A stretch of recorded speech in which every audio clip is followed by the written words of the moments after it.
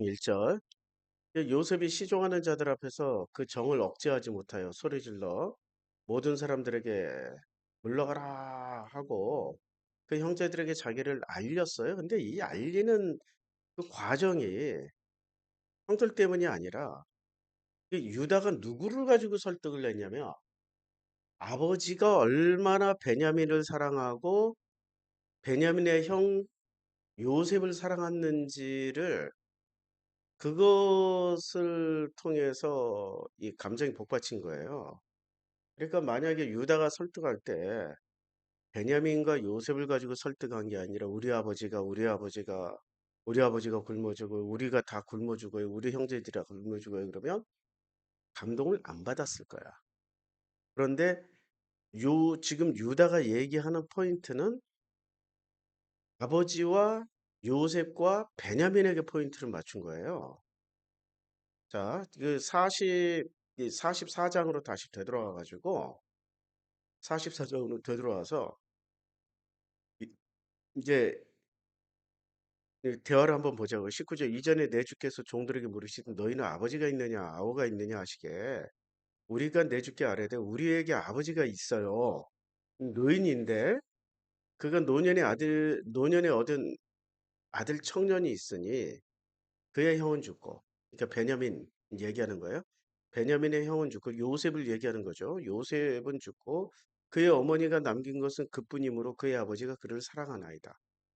지금 다른 설명을 한 게 아니라 지금 아버지가 베냐민을 사랑한다라고 계속 얘기하는 거예요. 이게 핵심이에요.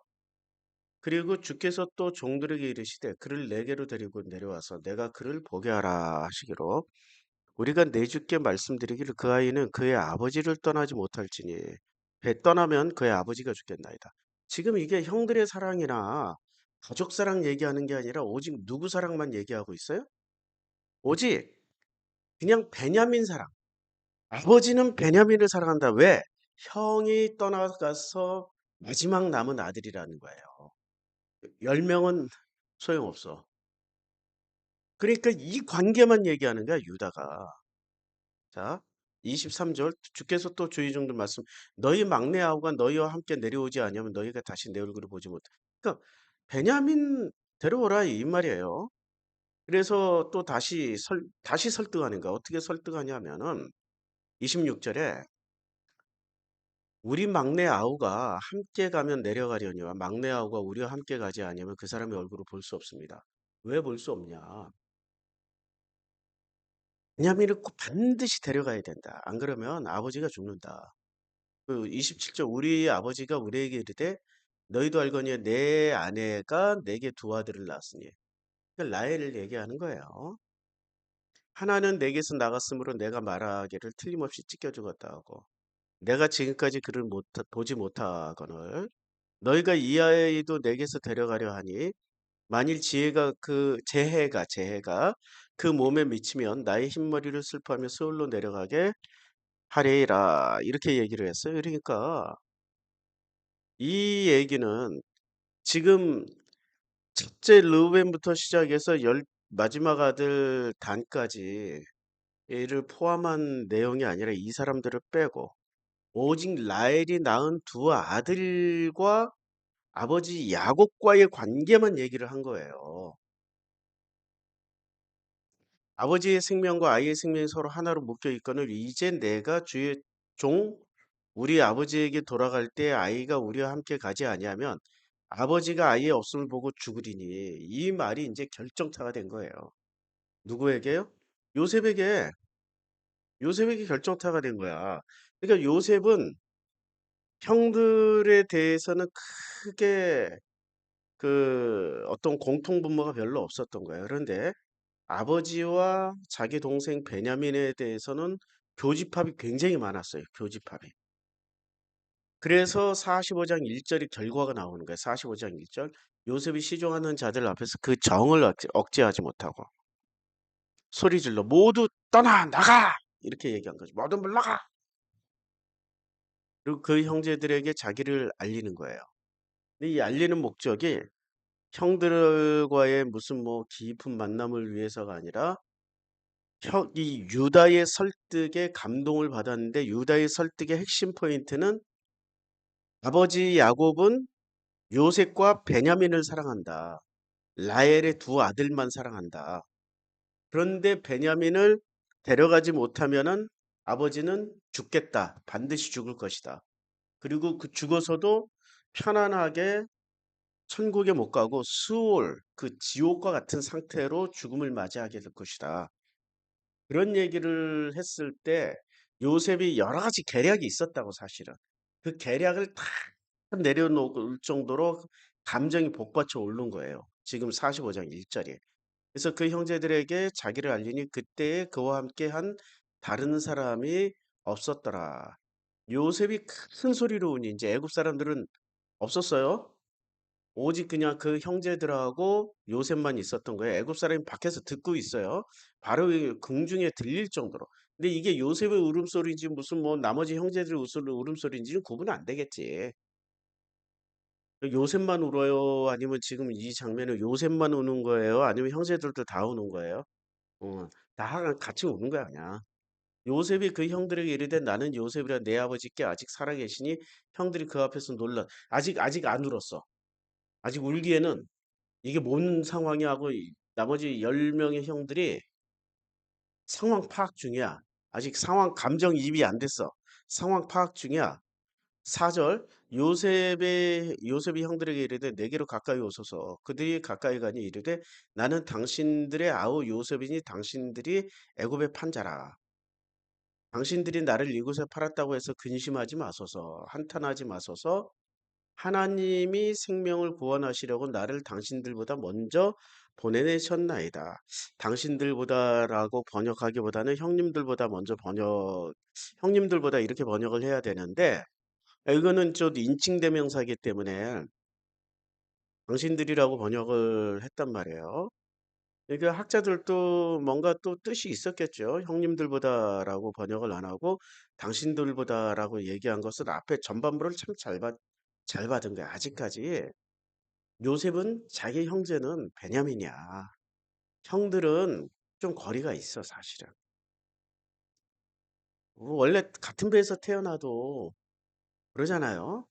형제들이 많으면은 좋아하는 또 특별하게 마음이 가는 형제들이 있고 정이 없는 형제들이 있잖아요.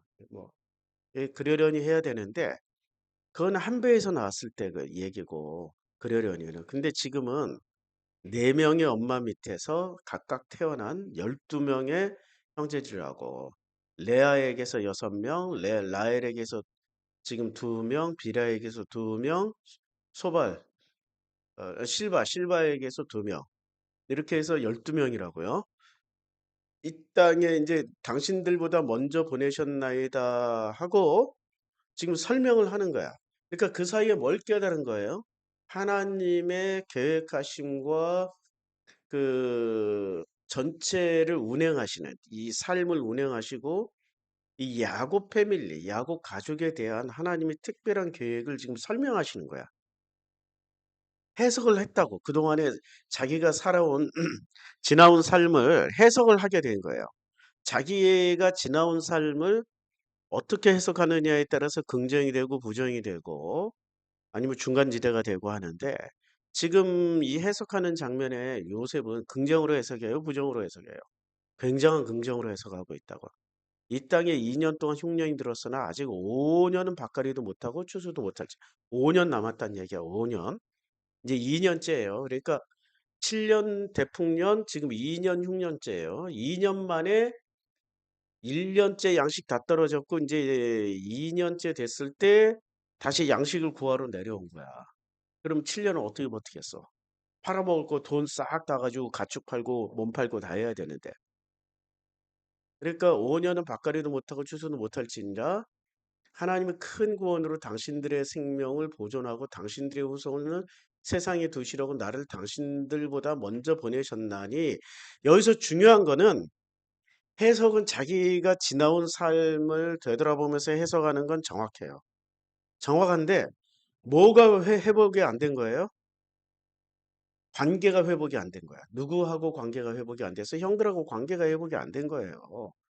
근데 자, 여기서 보세요. 이제 우리가 중요한 게 뭐냐면은 형들하고 관계가 회복이 안 된 이 상태가 과연 정말 옳은 거냐 이거야. 옳고 그름 옳고 그름을 따질 수는 없지만 그게 은혜가 덮인 거냐 이거지. 아직 100% 은혜가 덮인 건 아니란 말이야. 100%. 근데 세상에 100%가 어딨어. 좀 부족하면서 가는 거지. 그런데 기본 입장은 100%가 아니더라도 이미 자기의 분노와 자기 속에 있는 배신감과 형들에 대한 배신감과 분노와 복수심은 다 내려진 거예요. 그냥 은혜로 해석하는 거야. 하나님은 은혜로 해석하면서 지금 이제 서서히 베냐민을 통해서 무엇을 회복하는 거예요? 처음에는 이렇게 된 거지. 12명 중에 2명이었는데 이제는 2명을 통하여서 12명, 10명을 품게 되는 아버지까지 품게 되는 이렇게 깔때기 모양이지. 이렇게 모래시계 모양이죠. 모래시계 모양의 그 2명이 된 거죠. 이 아주 모래시계의 좁은 주둥이, 요 좁은 주둥이. 그게 2명이 된 거예요. 베냐민을 통해서 나머지 다 품게 되는 거예요. 저는 이 글을 읽으면서 이제 우리가 본래 창세기 아브라함부터 공부하게 된 계기가 마태복음 1장 1절 하다가 된 거란 말이야. 아브라함과 다윗의 자손 예수 그리스도를 되라. 아브라함이 이삭을 낳고 이삭은 야곱을 낳고 야곱은 유다와 그의 형제들을 낳고 요렇게 하다가 아브라함부터 시작해 1장 2절부터 지금 아브라함으로 들어온 거란 말이에요. 마태복음 1장 2절에 보면 우리가 여기서 잘 봐야 돼요. 이게 목사들이 왜 여기 문제를 집중 안 하는지 모르겠어. 지금 창세기의 흐름을 보면은 지금 정통성이 어떻게 넘어가고 있어요? 유다에게 넘어가고 있어요? 요셉에게 넘어가고 있어요? 요셉에게 넘어가고 있단 말이에요. 그런데 마태복음 족보로 보면 1장 2절에 아브라함은 이삭을 낳고 이삭은 야곱을 낳고 야곱은 유다와 그의 형제들을 낳고 유다는 다말에게서 베레스와 세라를 낳고 베레스는 헤스론을 낳고 헤스론은 람을 낳고로 이어지잖아요. 근데 지금 창세기는 유다로 이어져요? 아니면 지금 요셉으로 이어지고 있어요? 요셉으로 이어지고 있다고. 창세기 보면은 분명히 요셉으로 가고 있는데 마태복음에서의 그 족보 정리는 유다로 이어버려요. 왜 유다로 있고 왜 요셉으로 있지 않을까? 우리는 여기서 이제 힌트를 찾는 거야. 유다는 지금 이 협상하는 과정에서 요셉과 협상하는 과정에서 어떤 태도를 보여줬어요? 자기가 살아있어요? 자기가 죽어있어요? 자기가 완전히 죽어있어. 언제 죽었어요? 다말을 통해서 죽은 거야. 그는 과연 그는 나보다 옳도다 하면서 다말이 인장과 지팡이와 끈을 보여줄 때 그 다말 앞에 무릎을 꿇었어. 우리는 보통 하나님 앞에 무릎을 꿇는다고 그러잖아요. 하나님 앞에 무릎을 꿇은 대표적인 사람이 있습니다. 영화 미량에서 납치 살인범 유괴범 유괴범이 사람 앞에 무릎을 꿇은 거예요? 하나님 앞에 무릎을 꿇은 거예요? 하나님 앞에만 무릎을 꿇은 거야, 이 개새끼는. 하나님 앞에만 무릎을 꿇은 거야. 그리고 그 사람한테도 용서를 안 구해. 자기가 용서해 주려고 갔어. 전도연이 용서해 주려고 갔는데 이 납치범이 뭐라고 그래요? 하나님이 이미 나를 다 용서하셨습니다. 당신의 용서는 필요 없습니다. 이때 전도연이 어떻게 됩니까? 용서해 주러 갔다가 분노와 화가 도로 끌어올라서 이제는 기독교 자체를 거짓말이야, 거짓말이야 노래 틀어버릴 정도로 니네들이 지금 전하고 있는 이 모든 메시지 하나님한테 용서받았다는 거 다 거짓말이야, 뻥이야. 이제 욕 안 해. 씨. 이렇게 이 소가지를 다 드러냈다고요. 자기 분노를 다 드러냈는데 전도연이 보여준 게 확실하게 옳아요. 왜 옳냐? 인간은 하나님을 볼 수가 없어. 하나님은 사람을 볼지 몰라도 사람은 하나님을 볼 수가 없어. 그러면 사람은 하나님 앞에서 거듭나는 게 아니라 누구 앞에서 거듭나야 되는 거예요? 사람 앞에서, 사람을 통하여서 거듭난다고. 물론 하나님의 은혜가 덮여야 그 사람 속에 있는 그 사람의, 아니, 혹은 그 사람을 사용하고 있는 하나님의 은혜로 말미암아서 거듭나는데 중요한 건 하나님은 누구를 통해서 일을 하시냐고. 사람을 통해서 일을 해요. 사람을 통해서. 느닷없이 길을 가다가 하나님도 몰라. 이슬람이야. 하나님도 몰라. 아무도 몰라. 예수를 들어본 적도 없어. 성경을 읽어본 적도 없어. 그런데 어느 날 길을 가다가 갑자기 하나님의 음성을 듣고 거듭났어. 그럼 이게 하나님의 음성이야? 그가 믿던 알라의 음성이야? 믿던 알라의 음성이라고. 근데 그 사람이 어떤 기독교인을 만났어. 여행객으로 왔던 선교사로 왔던. 그 어떤 말이 꽂혀가지고 계속 괴로운 상태로 있다가 사막길을 걷다가 명상하다가 갑자기 그 말이 어떤 계기가 되어서 그 자기 마음에 꽂혔던 그 말이 계기가 되어서 하나님 음성이 들리기 시작했어. 이러면은 이 사람이 만난 신은 알라야 여호와야? 여호와지. 역사는 사람을 통해서 한다고요. 사람이 살아있는 동안에는 사람은 사람을 통해서 역사를 하기 때문에 하나님이 그것을 누구를 통해서 보여주냐면 예수를 통해서 보여주셔요. 자, 예수가 말씀이 육신이 돼서 오셨어요. 그러면 이제까지 400년 동안 중간기 400년 동안 말라기부터 예수 오시기까지 그 400년 동안 거듭난 사람이 없었다라는 거예요. 유대 사회는 이스라엘 사회에서는 거듭난 사람이 없었어요. 왜 거듭난 사람이 없었어요? 보이지 않는 하나님을 통해서 자기네들 다 거듭났대. 미량의 그 납치범처럼 다 거듭나셨대. 할렐루야 할렐루야 하고 있었는데 아무도 거듭나지 않은 거야. 그래서 예수가 어떻게 했냐면 사람을 통해서 거듭나게 하시려고 말씀이 육신이 돼서 인간이 돼서 오셨다니까. 근데 오셨는데 그 예수를 믿고 거듭나신 그 예수를 믿고 예수를 영접해서 거듭나신 분이 몇 명이나 되냐고. 예수 살아생전에. 예수 살아생전에 유대인들은 없고 거의 이방인들만 다 거듭나셨어. 수로보니게 여인이라 이방인들만 거듭나셨다고. 유대인들은 겨우 저녁에 찾아왔다가 어떻게 영생을 얻게 쌈나니까 이렇게 얘기하다 예수 말하고 긴가민가 하고 가고 예수의 제자들도 예수 따라왔다가 십자가에 못 박혀 죽음 당하신다라고 하니까 다 도망가 버리고 이런 짓거리가 저질러졌다고요. 오히려 하나님을 보이지 않는 하나님을 통해서 거듭나셨다 하는 분들은 보이는 예수를 통하여서 거듭나기가 불가능하셨고 그러니까 자기 오름이 너무 센 거야. 교리가 너무 세서 힘들었고 교리가 없던 이방인들이 오히려 예수를 통하여서 거듭나신 분들이 더 많으셔요. 그러면 이제 아브라함, 이삭, 야곱 다음에 이제 4세대의 유다는 자, 3세대까지는 하나님이 직접 나타나서 만나 주셔서 3세대까지는 아브라함, 이삭, 야곱까지는 하나님 직접 나타나시는 음성을 들려주시거나 환상을 보여주시거나 꿈을 통해서 직접 역사를 하셨어. 그런데 4세대부터는 하나님 직접 역사를 하세요? 아니면 간접 역사를 하세요? 간접 역사를 하시는데 누구를 통해서 다 역사를 해요? 사람을 통해서 역사한다고. 이게 중요한 거야. 사람을 통해서 역사를 하신다고. 사람을 통해서 역사를 하는데 유다가 그 첫 번째 케이스가 된 거예요. 누구? 그 사람을 누구로 쓴 거예요? 다말을 쓴 거야, 다말. 다말을 통해서 거듭나신 거야. 그 다말을 통해서. 다말을 통해서 거듭나셨기 때문에 지금 이 다말을 통해서 거듭나시는 이 장면이 아브라함이 12장부터 시작해 가지고 돌아가시기 직전까지 하나님 직접 나타나서 역사하신 그 모든 것을 총합한 만큼 강력한 역사가 돼 버린 거예요. 강력한 역사가 돼서 유다가 다 내려진 거야. 다 내려져 가지고 지금 협상의 대표로서 누구를 만나는 거예요? 만약에 이 협상이 실패했으면은 결국엔 요셉이 다 가족들을 이제 누구 때문에? 아버지와 베냐민 때문에 나머지 형들 10명을 다 품을 수도 있고 안 품을 수도 있다고. 이 둘 중에 하나가 된다고. 둘 중에 하나가 되는데 분명한 거는 지금 유다가 완벽하게 내려졌고 완벽하지는 않지. 우리 세상에 완벽은 없어. 근데 온전하게 내려진 거죠. 온전하게 내려졌고 온전하게 내려짐으로 말미암아서 가장 솔직하고 진심이 나오는 투명한 고백으로 말미암아서 요셉이 복받쳐 오른 거예요. 요셉이 국무총리 자리에 있다라는 거 수많은 사기꾼 거짓말 등쳐먹는 새끼 어떻게든 돈 조금 내고 많이 가져가려는 새끼들 얼마나 많이 만났겠어요. 근데 이런 것들의 진실 여부를 다 파악하고 있었던 요셉이 감동을 받을 수 있는 건 진심, 가장 솔직함, 있는 그대로 이것 때문에 그 감동을 받지 뭔가를 자꾸 덧붙이면은 오히려 역정이 난다고. 이 정치하는 사람 아니야. 행정 보고 정치하는 사람 아니야. 요셉은. 그러니까 그 사람의 진실을 보고 거듭나는 그 감동을 받는데 유다를 통해서 지금 감동을 받으셨어. 그래서 1장 3절 마태복음 1장 3절 야 마태복음 1장 3절 지금 마태복음 족보로 다시 돌아오는데 1년이 걸렸어. 1년. 작년 요맘때쯤에 시작해서 1년이 걸렸어.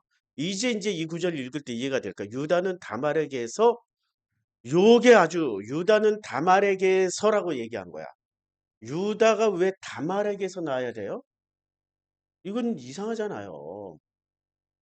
그러니까 수냄 여인과 결혼을 했다고 이 유다는 가나안 땅의 여인들.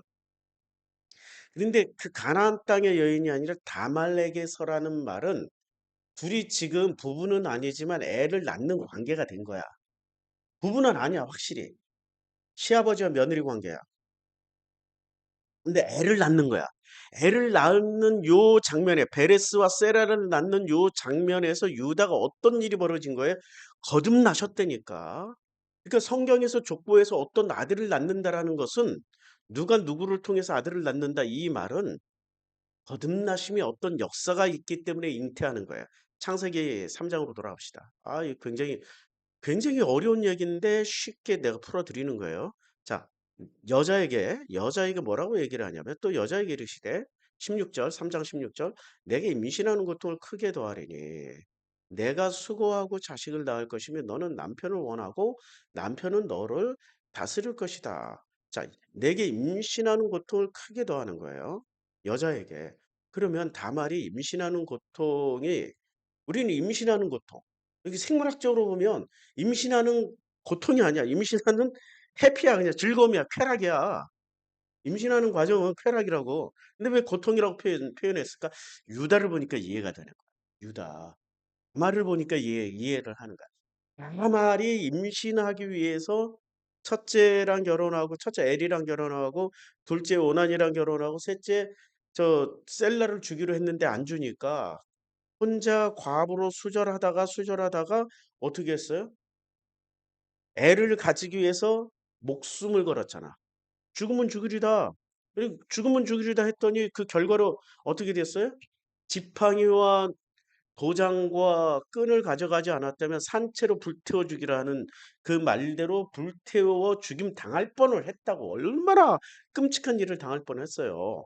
요 과정을 넣어서 읽어보자고. 요 과정을 넣어서 보면 여자에게 이르시되 다말에게 이르시되 내가 내게 임신하는 고통을 크게 더하리니 정확하게 지금 요 패턴에 들어간 사람 첫 번째 케이스가 다말이야. 아니 첫 번째 케이스는 아니야. 누구도 있었어요? 우리 사라 누님도 있었어. 사라의 누님도 있었어. 90살에 임신했으니까 그 과정에 얼마나 많은 남자들 거쳤어요. 바로도 거치고 아베멜렉도 거치고 우리는 그냥 하나님의 수도에서 말았다고 생각을 하지만은 잠자리 직전까지 들어갔다니까. 아이고야 우리 아브라함 형님 큰일 날 뻔했고 사라 누님 큰일 날 뻔했는데 얼마나 그 고통을 겪었어요. 그 고통을 겪은 사라이가 결국에는 임신하는 고통이 크게 더해졌고 다말에게 임신하는 고통이 크게 더해진 이 족보가 지금 정통 족보로 들어가는 거야. 이 족보가. 요셉처럼 제사장 딸, 온의 딸과 결혼을 해서 지금 누구 둘을 낳잖아요. 에브라임과 아니 에브라임과 또 생각이 안 나. 그 둘을 낳잖아요. 둘을 낳는데 거기는 이 패턴이 안 들어가. 그러니까 지금 마태복음의 족보는 마태복음 1장은 정확하게 창세기를 이해하지 못하면은 이해할 수 없는 족보입니다. 임신하는 고통을 크게 더하리니 내가 수고하고 자식을 낳는 거야. 여기서 주체는 남자예요, 여자예요, 지금. 여자라니까. 여자에게 이르시되 그랬잖아. 그러면 여자가 수고하고 자식을 낳는 거야, 여자가. 남자가 낳는 게 아니야. 여자가 낳는 거야. 너는 남편을 원하고 남편은 너를 다스릴 것이다. 너는 남편을 원해. 남편을 원하는데 남편은 어떻게 해? 너를 다스려 해. 근데 다말은 지금 남편이 있어요, 없어요? 다 돌아가셨어. 셀라 안 줬어.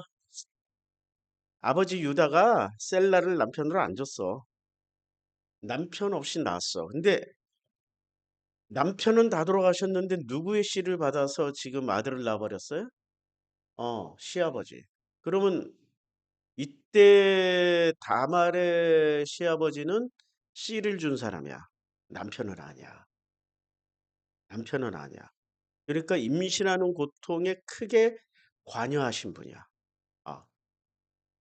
그래서 남편은 원하고 남편은 너를 다스릴 것이니라 다시 마태복음으로 넘어가서 아브라함이 인제 이 우리가 지금 이 지난 1년 동안 공부를 하니까 이 족보가 이제 이해가 되는 거야. 이 족보를 그러니까 그전에는 이 족보를 이렇게 설명을 했더라도 설명을 듣는 우리 성도님들이 이해할 수 있었을까? 이해 못 해요. 이해 못 한다니까. 그러니까 성경의 한 구절에 창세기라는 책 전체가 들어가 있다고 지금. 창세기만 들어가 있나? 뭐 우리 인생사하고 인류의 역사가 다 들어가 있는데. 자 1장 1 절부터 다시 읽어 보겠습니다. 얼마나 감동이 있는지 아브라함과 다윗의 자손 예수 그리스도의 계보라 아브라함은 이삭을 낳고 이 장면도 얼마나 눈물겨워요. 아브라함이 이삭을 낳는 장면이. 75 세에 본토 친척 아비집을 떠나 가지고 100 세에 이삭을 낳고 근데 그 이삭을 낳고 나서도 얼마나 많은 우여곡절을 겪습니까? 이스마엘, 하갈 문제를 겪고 거기에 결국에는 이삭을 또 제물로 바치는 사건까지. 그러니까 하나님이 직접 나타나시고 역사하시더라도 쉽게 거듭날 수가 없어. 아브라함 형님이 이삭은 야곱을 낳고 이삭 형님은 제물로 바쳐졌잖아요. 근데 그 마음은 언제나 하나님 중심인데 누구랑 결혼을 했어요? 재수 없게 리브가랑 결혼한 거야.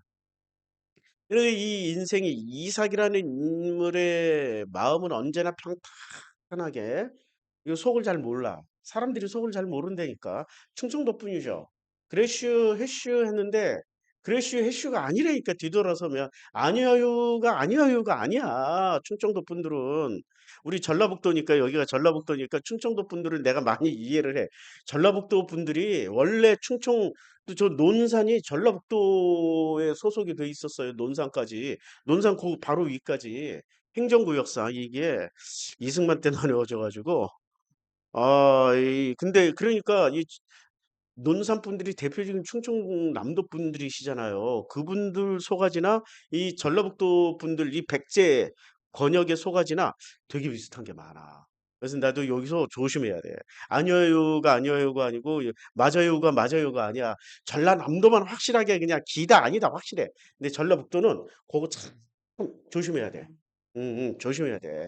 뇌구조가 비슷해. 여기는 왜냐면 신라가 때리고 고구려가 때리고 그러니까 해슈 했다가 죽을 수 있고 아녀유 했다가 죽을 수 있으니까 아녀유 할 상황에 해슈하고 해슈 하는 상황에 아녀유 해야 살아남을 수 있는 사람들이니까. 그래서 이삭은 야곱을 그리 이삭 형님이 그 정도의 심성이라고. 그래서 어떻게 됐어요? 우리가 성경 공부하니까 이거야. 이 아들 에서를 불러. 에서를 불러가지고 야, 내가 정말 인생 살기가 너무 힘들다. 괴롭다. 왜요, 아버지? 아이고, 참, 너 엄마가 저렇게 죽겠다고 한다. 우리 호남 사람들, 부산 사람들은, 광주 사람들, 부산 사람들, 야, 네 엄마가 죽을 것 같다. 어, 네 엄마는 저런 지랄이야. 어? 삶이 싫어졌고, 살기가 싫어졌고, 사는 게 재미가 없어졌다, 아이가. 좀 해도, 이러고 나왔을 텐데, 이삭이 이제 전라북도나 충청도 분 마인드라 야, 이 애비 좀 봐주라. 애비 좀 봐주라. 내 좀, 내 좀 살펴줘. 살펴줘. 이런 거. 그러면 애서가 눈치가 백단이잖아. 충청도 아버지랑 살다 보니까 딱 보니까, 야, 이건 진짜 아버지가 괴롭다는 것은 아버지는 아무것도 안 괴로운데 엄마 때문에 저렇게 괴로워하시는구나 생각하시고 자기가 결혼을 한 번 더 해버리잖아. 이스마엘의 딸, 이스마엘의 딸 느바요트하고 그냥 바로 결혼해 버리잖아요. 결혼했더니 리브가가 만족스러운 거야. 너무 만족스러워. 해적 속의 딸들 때문에 괴롭게 살다가 이스마엘의 딸 때문에 너무너무 만족스러우니까 이제 남편 이삭한테 잔소리를 안 해. 은퇴를 하신 거예요. 그래서 이삭은 그냥 편하게 살면서 뭐를 얻어먹어요? 마지막에 야, 이제 다 이루었어. 내가 죽기 전에 소원은 형 이스마엘이 사냥해서 잡아줬던 그 고기 맛을 잊지 못하겠어. 에서를 불러. 에서야. 이제 원래 충청도 화법이니까 만약에 경상도 화법이나 이렇게 부산 화법이나 광주 화법으로 하면은 내가 죽기 전에 되게 먹고 싶은 게 있다. 예, 네 큰아버지 그 이스마엘이 잡아주던 그 고기가 그렇게 내 먹고 싶 좀 해도 갖다 둬. 먹게 해 둬. 둬. 이렇게 했을 거야. 근데 이삭이 죽음을 한번 경험했잖아요. 그러니까 이 백제 사람들처럼 죽음을 경험했잖아. 까딱 A라고 얘기했다가 죽을 수 있고 B라고 이렇게 해줘라고 해도 죽을 수 있고 아니다라고 해도 죽을 수 있으니까 이제 중간 화법으로 쓰는 거죠. 애매모호한 해법으로. 아, 네가 나를 위해서 사냥을 해서 맛있는 고기를 해주고 내가 마지막에 그거 먹고 죽는 게 소원이다. 뭐를 다 뺐어요? 진짜 중요한 엑기스 정보는 다 빼버린 거야. 근데 에서가 알아들은 거야. 그러니까 3박 4일을 그 며칠을 나가 있는 그동안에 사건 사고가 일어나 버린 거예요. 리브가하고 리브가하고 야곱하고 사건 사고로 버려버린 거야. 리브가가 은퇴하신 줄 알았더니 결정적일 때 나타나셔가지고 결국엔 그 짓을 하셨어. 이게 이제 꼬이게 된 거야, 꼬이게. 그래서 이삭은 야곱을 낳는 요 장면이 이삭은 야곱을 낳고가 아니라 이삭은 에서를 낳고라고 해야 되는데 에서를 낳고라고 해야 되는데 요때 이삭 자 보세요. 아브라함은 이삭을 낳고 이삭은 야곱을 낳고라고 한 이 족보와 유다는 다말에게서 베레스와 세라를 낳고라는 이 장면과 완전히 달라. 여기는 주인공이 누구예요? 유다는 누구에게서? 다말이 주인공이야. 그럼 여기서 주인공은 이삭이에요, 리브가예요? 이삭이라니까. 아버지 족보로 내려가요. 아브라함 아버지는 이삭을 낳고 이삭 아버지는 야곱을 낳고 야곱 아버지는 유다를 낳았어. 여기서 주인공은 누구예요? 아, 지금 아버지들이 주인공이고 유다부터 4세대부터는 주인공이 누구로 싹 들어온 거예요? 아버지가 주인공이 아니라 여자가 주인공이 된 거야. 그리고 이 여자는 공식 자기 마누라도 아니야. 여하튼 임신하는 고통이 크게 더해지는 거야. 그러니까 성경의 예언이 1, 2, 3대에서부터 이루어지는 거예요? 4대에서부터 이루어진 거예요? 4대에서부터 이루어지는 거예요. 그래서 1, 2, 3대와 4대를 구분해서 창세기 4대 만에 너희가 저 가나안 애굽 땅에 갔다가 다시 가나안 땅으로 돌아올 거야. 4대 만에. 그래서 4대를 계속 얘기하는 거야. 4대. 이 4대라는 상징적인 의미가 그 마태복음의 족보와 창세기와 지금 출애굽기가 이렇게 연결됩니다. 자, 이제 다시 창세기 45장 1절로 돌아가요. 창세기 45장 1절로 들어와서 그 형제들에게 자기를 알려요. 근데 여기서 이제 이삭 형님이 어떻게 돼요? 이삭 형님은 중간지대였잖아요. 제가 그 인물 설명을 드렸어요. 중간지대였는데 이삭 형님이 중간지대에서 그러면 태어나는 그러니까 이삭 형님은 뭐든지 자기가 다 간섭 개입을 안 하셨어요. 그러면 간섭 개입을 안 하시고 자녀를 만든 거는 누구예요? 이삭 형님이 만드신 거예요? 리브가 누님이 만드신 거예요? 리브가 누님이 만드셨는데 리브가 누님이 어떻게 만드셨어요? 리브가 누님이 어떻게 만드셨냐? 편내로 낳은 아들이 야곱이 됐고 이 야곱 형님은 또 마누라 4명에게서 각각 6명, 2명, 2명, 2명 해서 12명의 아들을 낳았는데 누구를 또 편애하셨어요? 자기의 아버지 그 이삭의 영향을 받지 아니하고 이삭의 영향을 누가 받았다고? 에서. 그러면 이 야곱은 누구의 영향을 받은 게 어머니의 영향을 받았어. 그러면 엄마가 만약에 공식대로 낳은 그 엄마라면은 그렇게 영향을 받는 게 정통이야. 근데 공식대로 안 나왔잖아. 그럼 누구의 영향을 받아야 돼? 아버지의 영향을 받아야 되는데 어머니의 영향을 받아버리니까 여자의 영향을 받아버리고. 그러니까 이게 이제 족보가 꼬이기 시작하는 거예요. 족보가 꼬였는데 문제는 결혼하고 나서도 엄마의 영향을 받은 이 아들 야곱이 편애를 시작하는 거야. 라헬의 자녀만 소중하게 여기고 요셉에겐 채색 옷을 입히고 베냐민만 끼고 돌아. 지금 베냐민 때문에 2번 갔다 올 수 있는 시간을 굶주림으로 위기를 맞게 된 거예요. 식량이 다 떨어져 가지고. 식량이 다 떨어지고 그냥 하루에 3끼 먹다가 한 끼로 줄어들었을 때 비를 어쩔 수 없이 보내버린 거야. 어쩔 수 없이. 이게 인제 그런 상황이에요. 지금 그 상황에서 45 장에 그 상황에서 45 장에 요셉이 인제 등장하시는데 자 여기서 중요한 거는 1, 2, 3 세대까지는 누가 직접 나타나서 역사하셨다고요? 하나님이. 그럼 4 세대 때부터는 누가 역사를 하신 거예요? 하나님이 역사하시는데 누구를 통해서 역사하셔요? 사람을 통해서 역사하시는데 그 사람을 통해서 역사하시는 첫 번째 케이스가 여자 다말이었다고. 그래서 족보에 들어와야 돼. 그래서 족보에 들어와야 돼. 여자 다말이었어. 그러면 요셉에게 지금 역사하신 거는 하나님이 직접 역사하신 거예요? 사람들을 통해서 역사하신 거예요? 사람을 통해서 역사하신 거예요.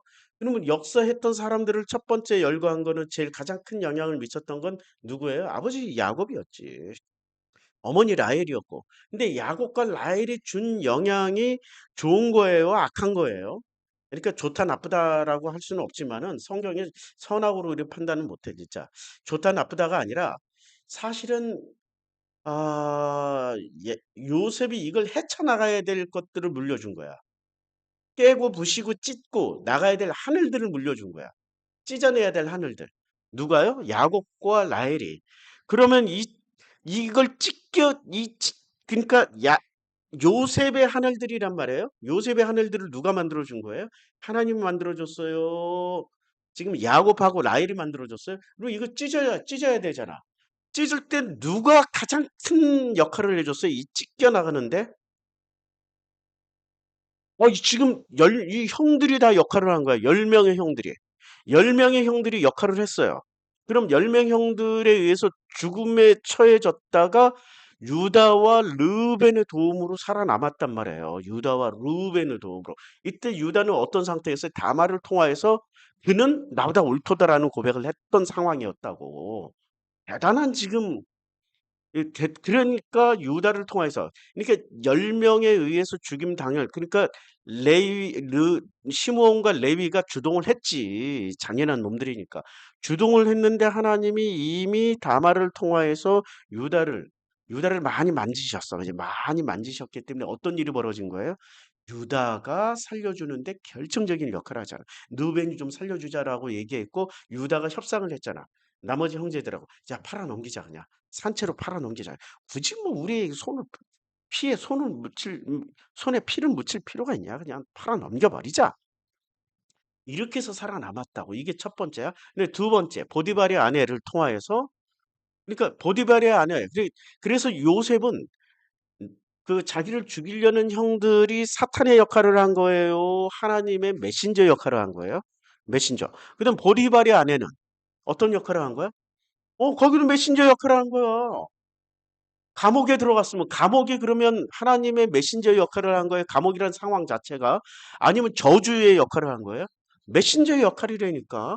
그럼 4세대부터는 우리가 처해 있는 상황, 그리고 우리가 만나는 사람들, 내가 지금 살아가고 있는 상황과 조건은 전부 다 하나님의 메신저라고 생각하면 돼. 그게 하나님의 천사구나. 이렇게 왜 나한테 저렇게 센 놈이 붙었어? 왜 나한테 저렇게 이상한 사람이 내가 왜 사람 보는 눈이 없어? 어떻게 저런 놈하고 결혼하고 저런 사람하고 결혼했지? 그게 다 메신저라니까. 그거 빨리 깨달아야 돼. 그거 깨닫지 못하는 사람들은 시간만 길어질 뿐이야. 아주 길어져. 아주 길어져. 근데 깨닫되 어떻게 깨달아요? 하나님의 은혜 가운데서 깨닫지 못하고 전부 다 자기식으로 깨달아서 자기식으로 해석하는 사람들은 악해져. 더 악해져. 그래서 자기식으로 계속 돌파구를 찾아 나가려고 그래. 근데 그런데 지금 요셉의 상황을 보세요. 요셉이 노력해서 자기가 그 상황을 탈출한 적이 있습니까? 구덩이에 빠졌을 지가 노력했어요? 살려달라고 애걸복걸은 했지. 애걸복걸은 했지만은 애걸복걸 한 거 가지고 살려준 거예요. 하나님이 이미 유다와 르우벤을 만져서 지금 르우벤과 유다가 움직여서 살려낸 거예요. 애걸복걸한 것하고는 상관이 없다니까. 애걸복걸한 것하고는 우리가 착각을 하지 말라고. 애걸복걸한 것하고 상관이 없어. 우린 기도하면 모든 게 이루어진다고 생각하지만 이미 기도하기 전에 하나님이 상황과 조건을 다 만들어 놓으신다니까. 기도는 그냥 행위일 뿐이야. 하나님이 살아계시는 걸 체험하는 행위일 뿐이고 이미 살아계신 하나님 상황과 조건을 다 만들어 놨어. 그래서 무엇을 구하든지 다 이루어진다 그랬어. 이미 우리의 중심을 모시고 아시는 하나님이 상황 세팅 다 끝내. 자, 두 번째. 보디발의 아내. 그러면 요셉이 잘해서 보디발의 아내 때문에 감옥에 간 거예요? 요셉이 잘못해서 간 거예요? 이건 잘했다, 잘못했다.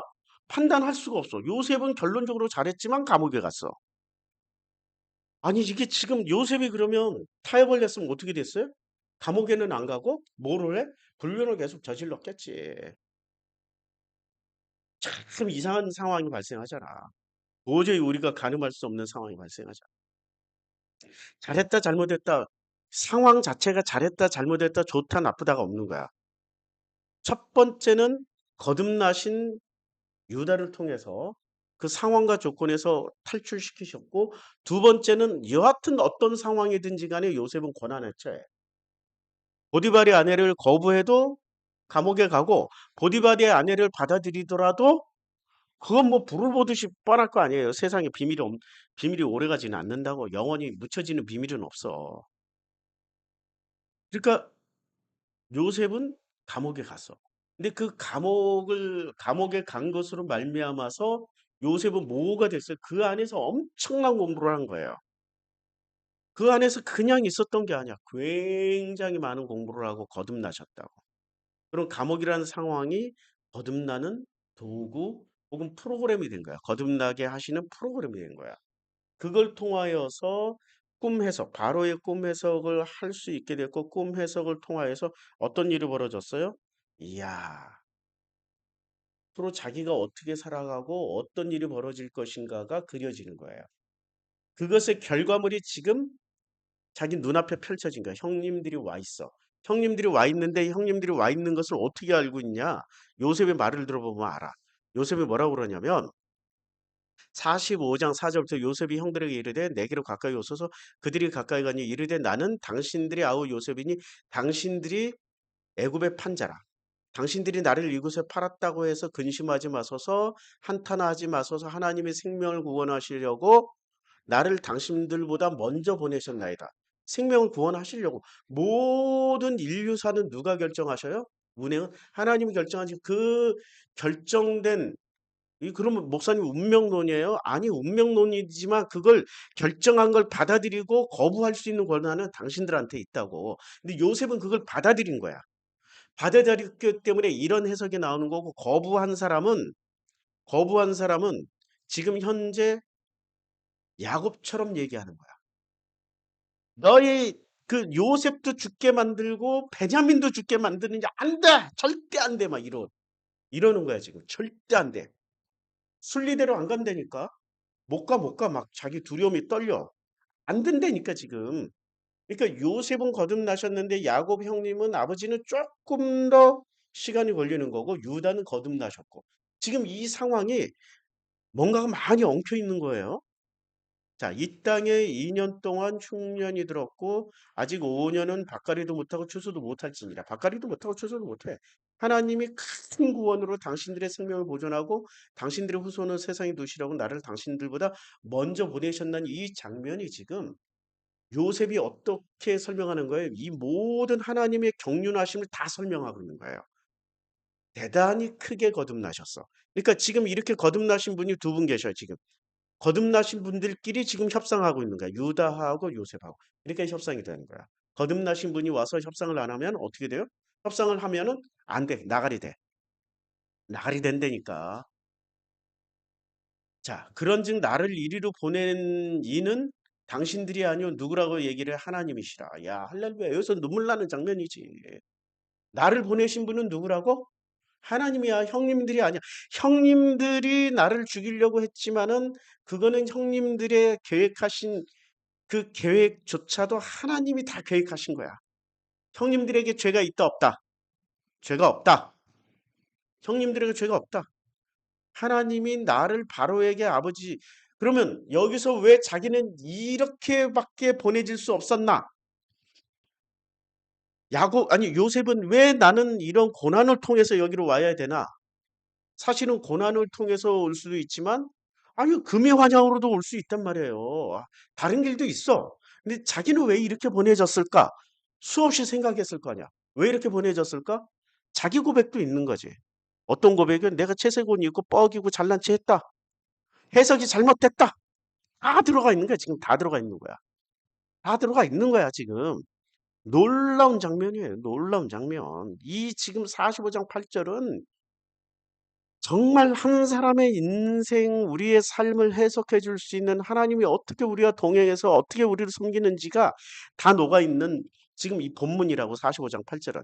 하나님이 나를 바로에게 아버지로 삼으시고 바로에게 아버지로 삼으셨어요. 그러니까 바로의 아버지 뻘이 되는 건 누구예요? 지금 나이는 훨씬 더 바로가 많을 텐데 누가 아버지라는 얘기예요? 요셉이 아버지야.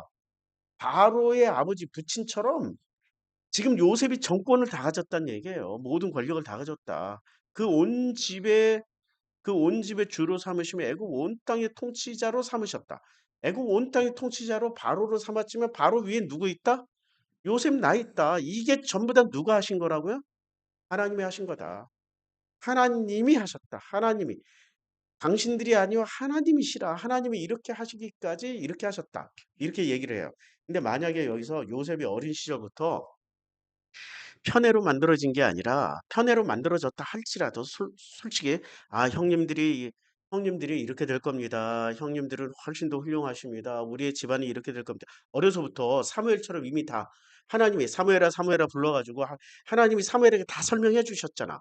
그러면 사무엘처럼 모든 프로그램을 알고 스케줄을 알고 어떻게 될 건지 알고 가면은 이 고난 감옥에 들어가는 고난을 당하겠어요? 버림당해서 구덩이에 던져지는 고난을 당 그런 거 없이 그냥 바로 순서대로 다른 프로그램대로 잘 만들어져 갈 거야. 그런데 다른 프로그램대로 못 가고 좋은 프로그램대로 못 가고 고난의 프로그램 속에 들어가 있는 거는 누구 문제예요? 라헬과 아버지 야곱의 문제로 만들어진 자기 때문에 이렇다라는 걸 알게 된 거야. 자기 때문에. 그러면 이때부터 인제 베냐민도 어떤 고난에 들어갈지 알게 될 거 아니에요.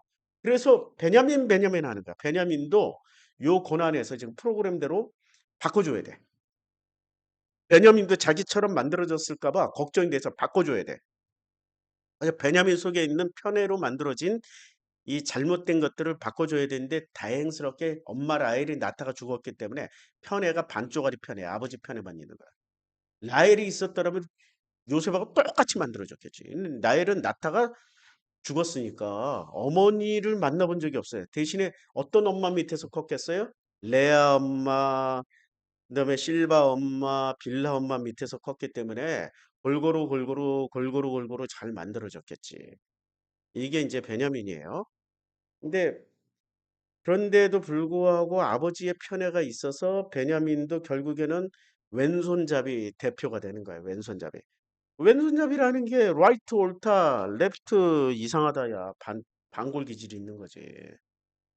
그래서 므낫세는 아니 베냐민은 반골 기질이 있는 거야. 이게 인제 45장 8 절까지 하고 쉬었다 하겠습니다.